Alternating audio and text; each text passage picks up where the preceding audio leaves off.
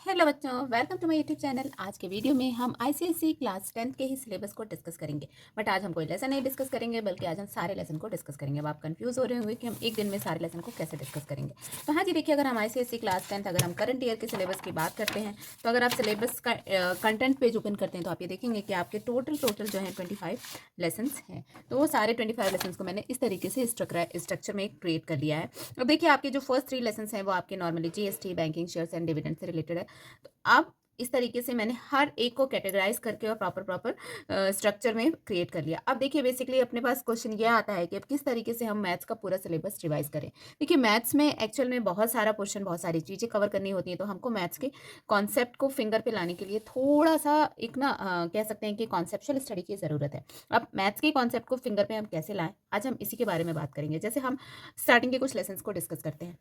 जैसे देख लीजिए, मैंने जीएसटी फर्स्ट लेसन जो आपका गुड्स एंड सर्विसेज टैक्स, इसमें देखिए टोटल 2 एक्सरसाइजेज और एक आपका टेस्ट योर सेल्फ की एक्सरसाइज है। एक्सरसाइज ए में 13 क्वेश्चन है, बी में 9 और लास्ट वाले टेस्ट योर सेल्फ में 10 क्वेश्चन है। तो टोटल इतने क्वेश्चन हैं, डिफरेंट डिफरेंट टाइप के क्वेश्चन होंगे। आपको सब क्वेश्चन सॉल्व करना होगा। साथ ही साथ सॉल्व करने के आपको ये भी समझना होगा कि किस किस तरीके के क्वेश्चन आ सकते हैं। तो आप देखिए, वैसे ही अगर आप सेकंड बैंकिंग में जाते हैं तो 2 एक्सरसाइजेज दी हैं, एक आपका बेसिक एक्सरसाइज है, दूसरा आपका टेस्ट योर सेल्फ है।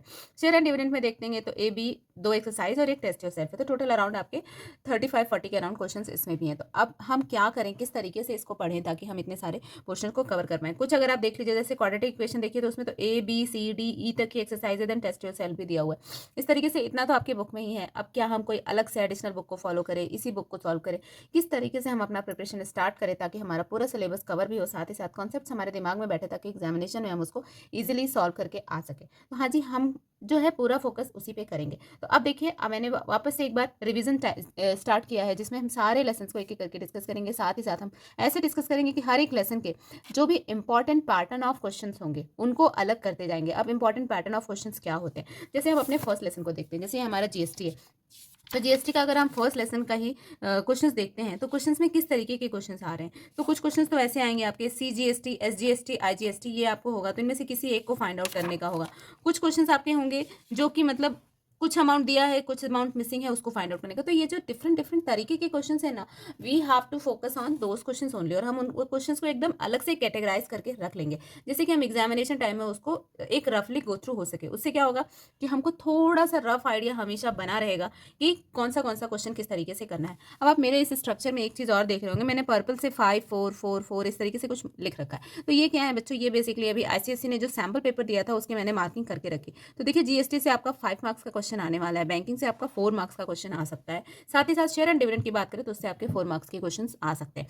तो टोटल अगर हम इस लेसन से बात करते हैं तो 4 4 8 + 5 13 मार्क्स का क्वेश्चन आ सकता है। तो देखिए, इस तरीके से मैंने हर एक लेसन के क्वेश्चंस को भी अलग अलग से सैम्पल पेपर के अकॉर्डिंगली कैटेगराइज किया है। इसमें हाँ, मैंने एक चीज़ नहीं की है, जो ऑप्शन क्वेश्चंस हैं वो उसको भी मैंने कंसिडर किया है। कुछ लेसन्स मिसिंग है, मतलब कुछ लेसन के सैम्पल पेपर में क्वेश्चंस नहीं है। तो ऐसा नहीं है कि उन लेसन से क्वेश्चंस नहीं आएंगे, उन लेसन को आपको नहीं पढ़ना है, या उन लेसन को आईसीएसई इंपॉर्टेंस नहीं दे रहा है।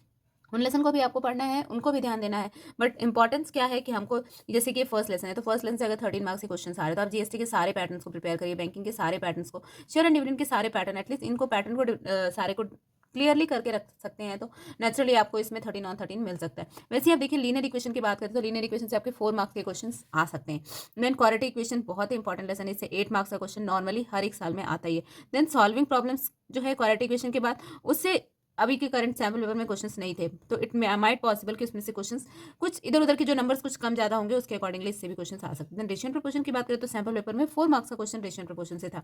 देन फैक्टराइजेशन से 5 मार्क्स था। 5 मार्क्स में कुछ क्वेश्चन ऑब्जेक्टिव में थे, कुछ क्वेश्चन जो है आपके 3 मार्क्स क्वेश्चन में थे। मैट्रिक्स की बात करते तो मैट्रिक्स से 4 मार्क्स क्वेश्चन आपके सैम्पल पेपर में था। वहीं अरिथमेटिक प्रोग्रेशन की बात करते तो उससे 7 मार्क्स का क्वेश्चन आपके सैम्पल पेपर, जो अभी जस्ट आईसीएसई ने लॉन्च किया, मैं उसी सैम्पल पेपर को फोकस करके मैंने बनाया है। देन ज्योमेट्रिक प्रोग्रेशन से करंट सैम्पल पेपर में कोई भी क्वेश्चन नहीं था, तो इसको आपको लेस इंपॉर्टेंस देने की जरूरत नहीं है। फोकस रखिएगा, but more focus you have to give on arithmetic progression. वहीं रिफ्लेक्शन और सेक्शन फॉर्मूला से भी अभी करंट सैम्पल पेपर में क्वेश्चंस नहीं थे, but equation of a line से 8 मार्क्स क्वेश्चन था। देन सिमिलैरिटी से करंट सैम्पल पेपर में 3 मार्क्स के क्वेश्चन था। लूसी से नहीं था, तो इनको आप लेस इंपॉर्टेंस दे सकते हैं। सर्कल से 8 मार्क्स क्वेश्चन था। टेंजेंट से नहीं था क्वेश्चन। देन कंस्ट्रक्शन से अगेन 5 मार्क्स क्वेश्चन था। Mensuration is very important lesson, again it has more weightage, और 9 मार्क्स का क्वेश्चन एक सिंगल लेसन से आया था। देन टिग्नोमेट्रिकल आइडेंटिटीज से 5 मार्क्स क्वेश्चन था। इसकी कुछ एक्सरसाइजेस भी कम की गई हैं, तो ये नेचुरली आपको स्कूल में बताया गया होगा। अगर नहीं बताया तो आप मुझे मैसेज करिए, मैं आपको बता दूंगी। देन हाइट एंड डिस्टेंस से 5 मार्क्स मार्क्स का क्वेश्चन था। देन जीआर से आपका 5 मार्क्स का क्वेश्चन था। वहीं measurement of central tendency, this is again a very important lesson क्योंकि इससे 13 मार्क्स का क्वेश्चन आपकी करंट ईयर के सैम्पल पेपर में दिया है। प्रोबेबिलिटी से 4 मार्क्स का क्वेश्चन था। तो बेसिकली आईसीएसई ने एक सैम्पल पेपर लॉन्च किया है कि इसी पैटर्न पे आपके एग्जाम्स होंगे। तो मोर और लेस जो क्वेश्चन का पैटर्न होगा, ये कह सकते हैं कि क्वेश्चन लेसन को जो नंबर से में इंपॉर्टेंस होगी वो यही इसी कैटेगरी के अकॉर्डिंग होगी। तो अब आपने करना क्या है कि इस कैटेगरी के अकॉर्डिंग लेसन को इंपॉर्टेंस दीजिए और इंपॉर्टेंस के साथ पढ़िए। और मैं अपने चैनल में स्टार्ट करने जा रही हूँ क्विक रिवीजन। तो आप कोशिश करिए कि मेरे क्विक रिवीजन में पार्टिसिपेट करिए ताकि हर एक लेसन का आपका रफ आइडिया कह सकते हैं क्विक रिवीजन होता रहे, जिससे कि आपको जो भी आपने पुराने लेसन पढ़े हैं, स्टार्टिंग की क्लासेस में लेसन पढ़े हैं, कम इंपॉर्टेंस दिया, कम ध्यान दिया उस टाइम में, तो उन सारे लेसन के डाउट को भी आप क्लियर कर सकें। तो चलिए मिलते हैं अगले वीडियो में, हम प्रॉपरली डिस्कस करेंगे first, second and third lesson को फटाफट से, साथ ही साथ सारे इंपॉर्टेंट हाईलाइटेड क्वेश्चंस को भी डिस्कस करेंगे। तो मिलते हैं नेक्स्ट वीडियो में। Take care, good bye, have a nice day.